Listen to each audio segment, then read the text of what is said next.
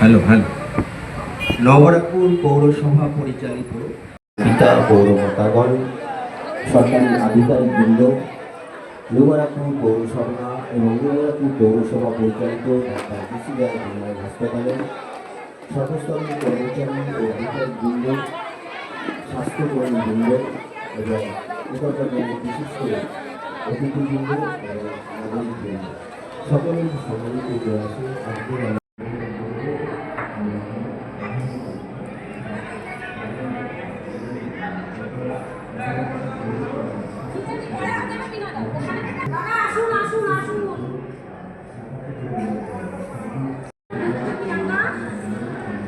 আজকের বিশ্বাস তিনি এই শহরের পৌরসভা স্থাপন প্রদীপ প্রজ্বলন, আপনারা একটু জোরে জোরে হাততালি দেবেন।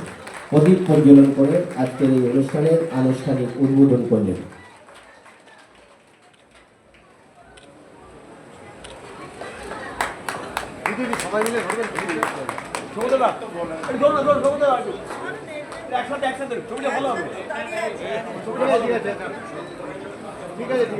মাননীয় সাংসদ অধ্যাপক শ্রী সৌগত রায়ের সাংসদ মাননীয় সাংসদ অধ্যাপক শ্রী সৌগত রায়ের সাংসদ তহবিলের সম্বোধিত করবেন। মাননীয় পৌরপ্রধান শ্রী শ্রীমতী চন্দ্রিমা ভট্টাচার্যকে উত্তরীয় পরিয়ে দিয়ে সঙ্গে পুষ্পস্তবক দিয়ে সম্বোধিত করছেন মাননীয় পৌরপ্রধান শ্রী কবির সাহা মহাশয়। আপনারা একটু জোরে জোরে স্বপ্না বিশ্বাস মহাশয়।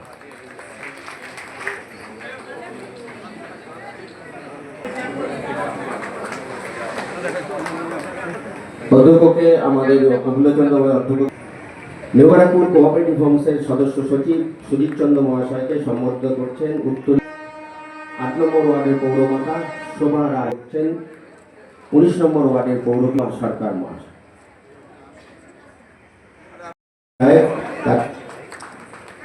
পুষ্পস্তবক এবং উত্তরীয় দিয়ে সম্বোধিত করলেন 2 নম্বর ওয়ার্ডের পৌরপিতা দেবাশিস মিত্র মহাশয়।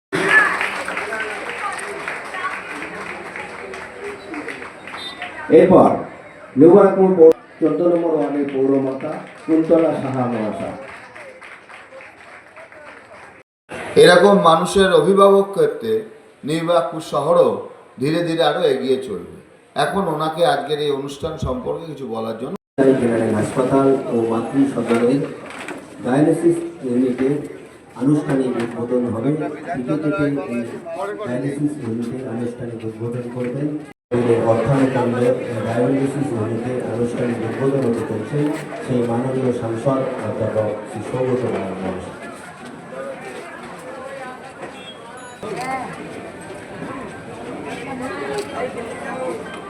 প্রিয়াঙ্কা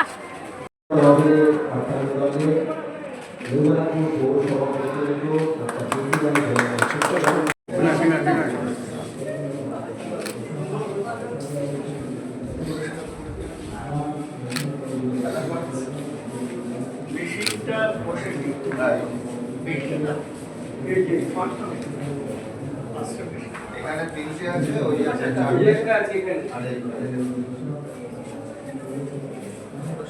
রক্তটা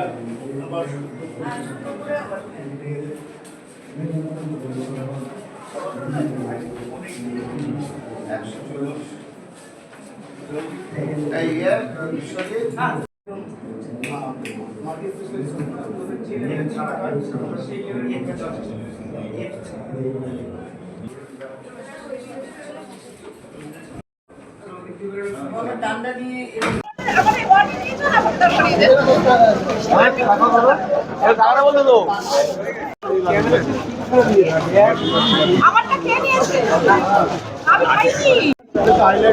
দেখুন, আমরা 2022-এর পৌর নির্বাচনের আগে নবরঙ্গপুর শহর তৃণমূল কংগ্রেসের একটা স্লোগান ছিল, আপনারা আমাদেরকে ভোট দিন, আমরা একটা আধুনিক হাসপাতাল আপনাদের উপহার দেব।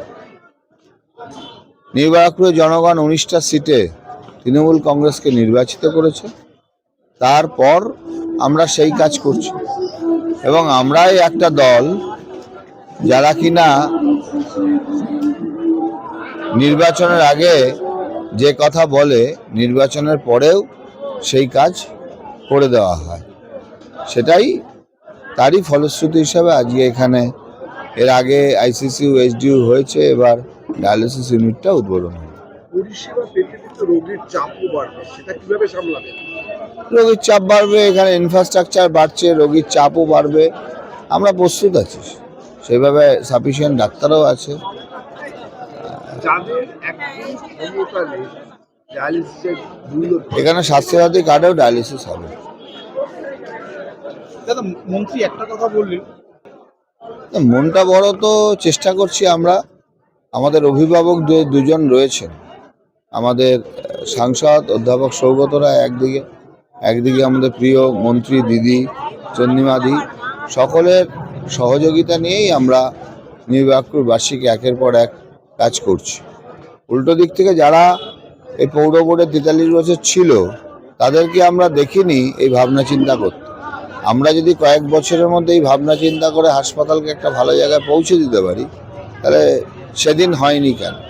সেদিন হলে নিউ ব্যারাকপুরের মানুষ তো আরও ভালো পরিষেবা পেত। ছোট পৌরসভা করছি, চেষ্টা করছি। তিনি তার যে সাংসদ তহবিল তার থেকে 40 লক্ষ টাকা দিয়েছেন এবং এখানে অত্যাধুনিক যে মেশিন, ডায়ালিসিস মেশিন, 5টি এরকম ডায়ালিসিস মেশিন কেনা হয়েছে এবং এর থেকে ভালো এখন মেশিন নেই, এরকম এক মেশিন কেনা হয়েছে। তো সেই কাজটা পৌরসভা করেছে। আমি ধন্যবাদ জানাচ্ছি চেয়ারম্যান প্রবীর সাহাকে।